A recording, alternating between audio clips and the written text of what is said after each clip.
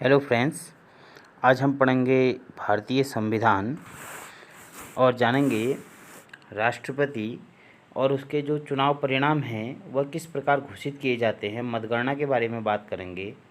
यह राष्ट्रपति से संबंधित हमारे चैनल की तीसरी वीडियो है।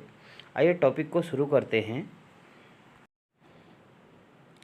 राष्ट्रपति के चुनाव में संविधान के अनुच्छेद 55 में यह बताया गया है कि जो राष्ट्रपति का चुनाव होगा वह आनुपातिक प्रतिनिधित्व प्रणाली के एकल संक्रमणीय मत पद्धति द्वारा किया जाएगा। यानी कि राष्ट्रपति का चुनाव इस पद्धति से होगा, एकल संक्रमणीय मत पद्धति से। राष्ट्रपति के चुनाव में देश की जनता प्रत्यक्ष रूप से भाग नहीं लेती है, तो अप्रत्यक्ष विधि द्वारा राष्ट्रपति का निर्वाचन किया जाता है। राष्ट्रपति के चुनाव में संसद और विधानसभा के जो नामित सदस्य हैं, जो राष्ट्रपति द्वारा मनोनीत किए जाने वाले, या राज्य विधानसभा में राज्यपाल द्वारा मनोनीत किए जाने वाले सदस्य भाग नहीं ले सकते हैं। उसी प्रकार जिन राज्यों में विधान परिषद अस्तित्व में है वह भी राष्ट्रपति के निर्वाचन में भाग नहीं लेते हैं। राष्ट्रपति के पद पर नियुक्त होने के लिए जो प्रत्याशी है उनको जो डाले गए वोट है उनका एक न्यूनतम कोटा प्राप्त करना आवश्यक है। आइए जानते हैं न्यूनतम कोटा क्या है। न्यूनतम कोटा का सूत्र है, डाले गए वैध मतों की संख्या को यदि भाग दिया जाए स्थानों की संख्या में एक जोड़ के, और जो परिणाम आता है यदि उसमें एक और जोड़ दिया जाए तो हमें न्यूनतम कोटा प्राप्त हो जाता है। जो यह न्यूनतम कोटा प्राप्त कर लेता है प्रत्याशी, वह भारत का राष्ट्रपति बन जाता है।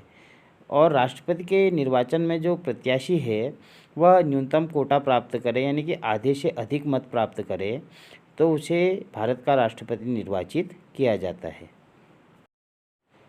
राष्ट्रपति चुनाव के लिए प्रयोग में लाई जाने वाली जो मत पद्धति है वो एकल संक्रमणीय मत पद्धति, इसको हेयर प्रणाली भी कहते हैं, क्योंकि इस प्रकार के जो मतदान का जो विचार है वो थॉमस हेयर ने दिया था, इसलिए इसे हेयर प्रणाली भी कहते हैं। आइए जानते हैं इसका उपयोग भारतीय राष्ट्रपति के चुनाव में किस प्रकार किया जाता है। सबसे पहले जिस प्रकार हम वोट डालते हैं चुनावों में, तो हम किसी उम्मीदवार को वोट डालते हैं, किसी पार्टी को, किसी दल को वोट डालते हैं। लेकिन जो हेयर प्रणाली है उसमें जो मतदाता होता है वह सिर्फ एक वोट नहीं डालता है, वह प्रत्याशियों के नाम के आगे अपनी पसंद लिखता है, 1 2 3 4, यानी कि पसंद के अनुसार वो नामों के आगे वरीयता देता है 1 2 3 4 करके।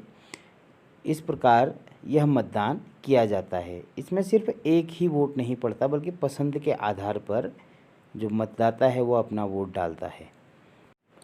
राष्ट्रपति के चुनाव में जो मतदाता है वह प्रत्याशियों को वरीयता देता है, 1 2 3 4 के नाम के आगे लिखता है।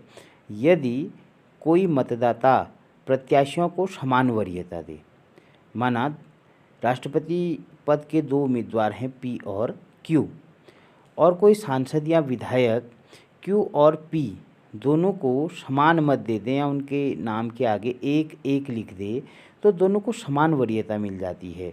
तो इस प्रकार का जो मत है वो वैध नहीं माना जाता है, इस मत की गणना नहीं की जाती है, यानी कि यह वैध मतदान नहीं है।